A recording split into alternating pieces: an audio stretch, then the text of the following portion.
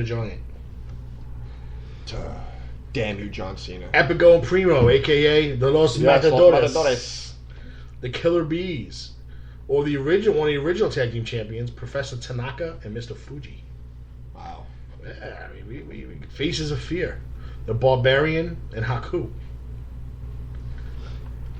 We could be here. The Dream Team. Greg Valentine and Brutus the Barber Beefcake. Before he was the barber. Yeah.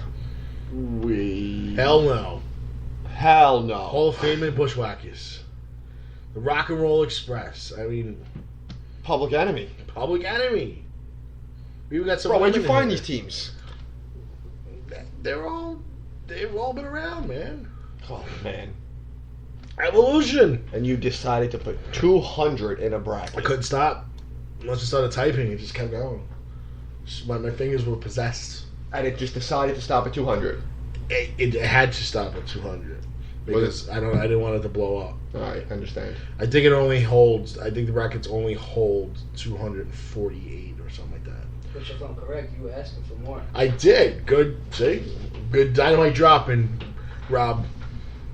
I did. I reached out to the viewing and the listening public. I said, drop us a line. You feel that there's any tag team out there that we didn't include? Too bad I don't use social media, because I could have included one. You can text me. You can email us at damage365radio@gmail.com. You can Facebook us. You can Skype us. You can Skype us a picture of it if you can't spell. I mean, it doesn't matter. You can send us a link to their Wikipedia wrestling page. Twitter. I mean, it could be the tag team champions from JCW. We won't name who they are right now, but it could be them.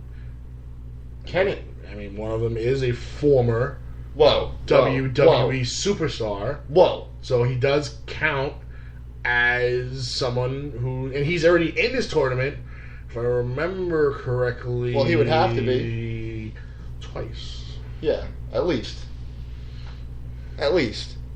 But... As is that guy next to him. Yeah, but I wasn't aware. We can include an independent tag team? We have 2 weeks. So I can include an independent tag team. These are the greatest all-time tag teams. That means in your mind you feel like they're one of the greatest tag teams of all time. I'm surprised that Tony and Steve have not. I'm surprised you haven't said Jared and Steve Sterling. I'm not going to... They would have to tell me. I'll tell you. If Glitz and Glano... I said it, right? I said if Glitz and Glano wants to be in it, then boom, they could be in it. If the Down Boys want to be in it, boom, they could be in it. If Style and Finesse think they should be in it, but if EYFBO, Drastic and the Monkey want to be, boom, they could be in it, bro. Anybody could be in it. It's the tag team. It doesn't say the greatest all-time WWE tag teams. It just says good. It just says the greatest all-time tag teams. How long do these people have to email you? They have exactly 13 days. 13 days to the 7 days starts. from now, one tournament will end, and then 7 days after that, the new tournament will start. So they have exactly 13 days since we already burned up most of this one. So 13.4. Yeah, a couple of hours left to get on board, folks.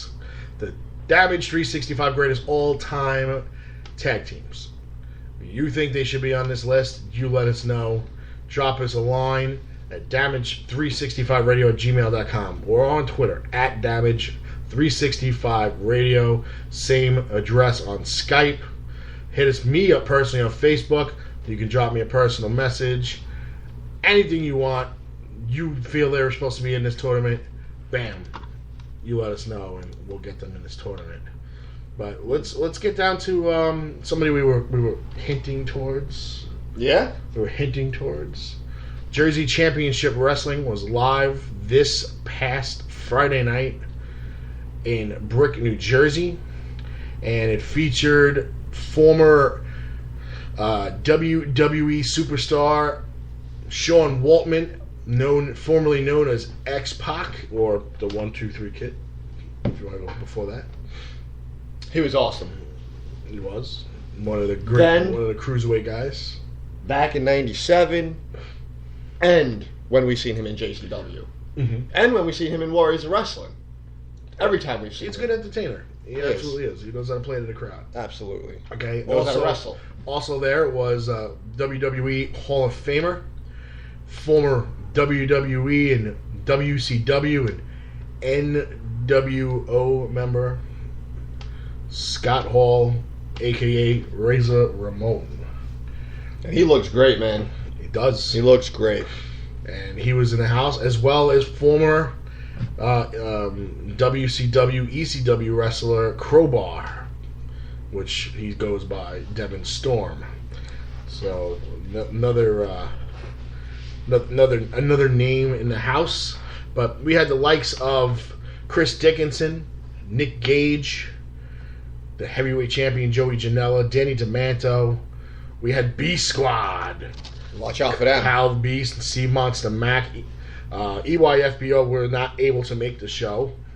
We had the champions, the tag team champions, Eric Andretti and Damian Darling, the Players Club. They were there, as well as aforementioned Devin Storm and Pinky Sanchez, who's the Extreme Champion. All this was going on. I mean, it was craziness. We were going to have a tag team title match. We had a heavyweight championship title match. We had an Extreme Championship title match.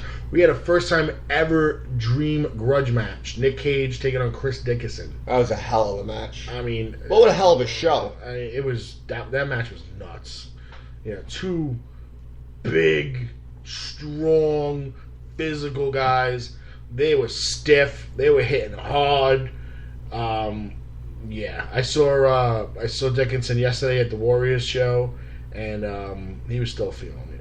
I was going to say, those guys looked like they were hurt. He was still feeling it. So, the Staten Island guy, he was chilling out, watching the Warriors show, watching his Team Pazuzu members, EYFBO, trying to defend their tag team titles. So, let's do a couple of tidbits about the show. Again, we said Nick Gage took on Chris Dickinson. Nick Gage was eventually victorious. Yes. In a very physical, grueling match that saw a lot of CZW fans in the house in support of Gage. Chris Dickinson at the end gave tremendous props to Gage about his past and what he had to do to get back where he is today. The training and the focus and getting his life back in order, and it was an honor for him to be in the ring with him. And I'm sure this is not going to be the last time these two are going to take each other on. Oh, I'm sure. You can see it. You can see it. It's a match where I feel somebody's going to have a title on the line.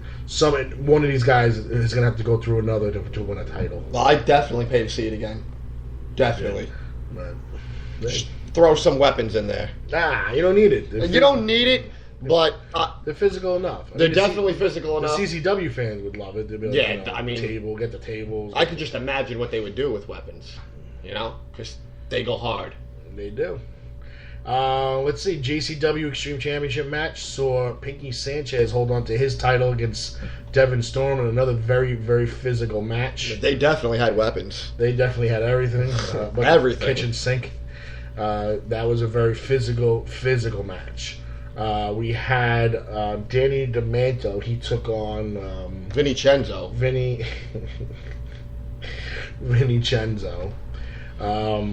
Yeah. Who was accompanied to the ring by Savannah. Savannah took a very nasty bump at the end of that match, and she is pretty banged up. Our prayers are definitely with her. Non-kayfabe, she's hurt.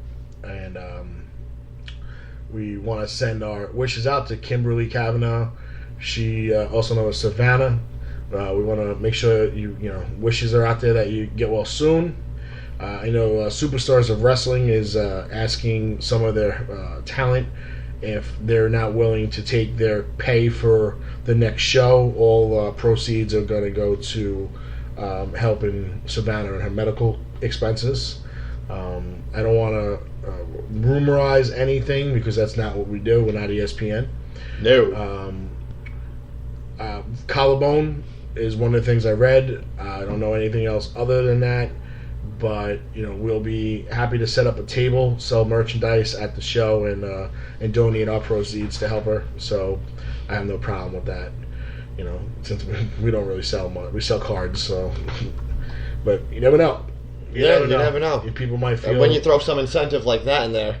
Maybe Rob can do a 50-50 or something, where proceeds could go to 50% of the proceeds can go to the hospital bill. So, well, we'll see what happens. But moving on in the card, we also saw Joey Janela. He defended his championship against.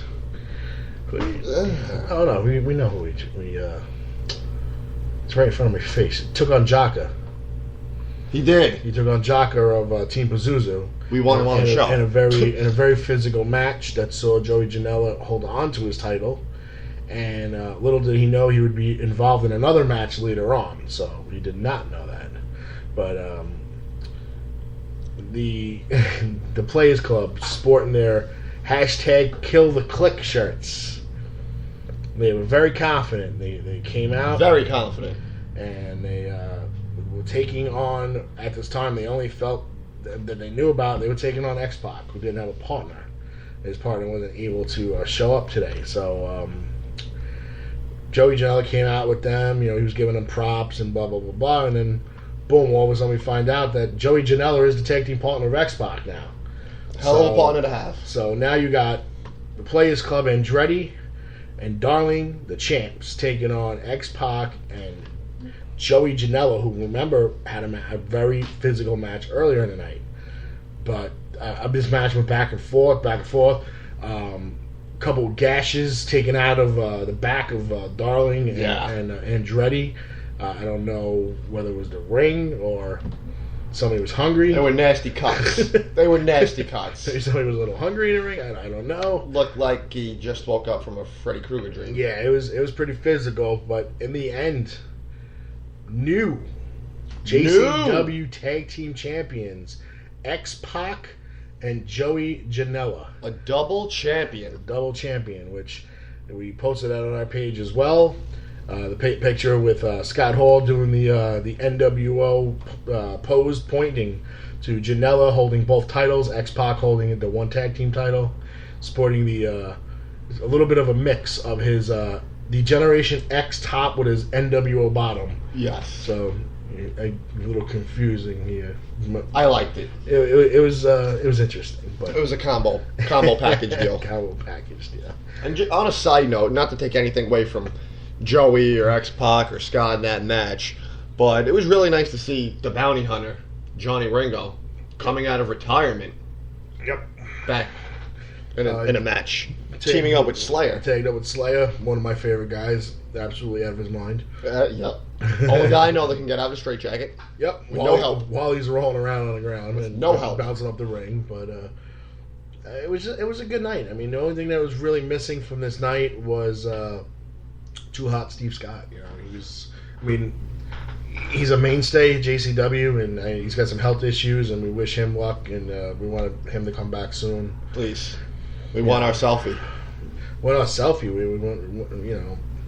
he left. He was the Extreme Champion. So yes. So get well soon, Steve Scott. Get well soon, Savannah. And overall, let's give an overall JCW from Brick, New Jersey, out of 10. I'm gonna give it. Let's say this is a total accumulation vote number of match quality, crowd atmosphere, the element of surprise, and just the smoothness of how things went. No ripples. I mean, other than the audio issues that they were having, everybody has audio issues. Hey, from time to time. They improvised. They made it work. Yeah. And from time to time, people are going to have, when wireless is involved, there's going to be signal issues from time to time. So, I would give this. I'm going to give this an 8. I was thinking 8 as well, maybe 8.5. I was really impressed. I like the element of surprise with the new tag team champions. Me too. Because you and I were both sitting there saying there's no way that they're going to give it to X-Pac, because he's an invited guest. You know, they usually don't do that, you know, unless he's definitely booked for the next show, which he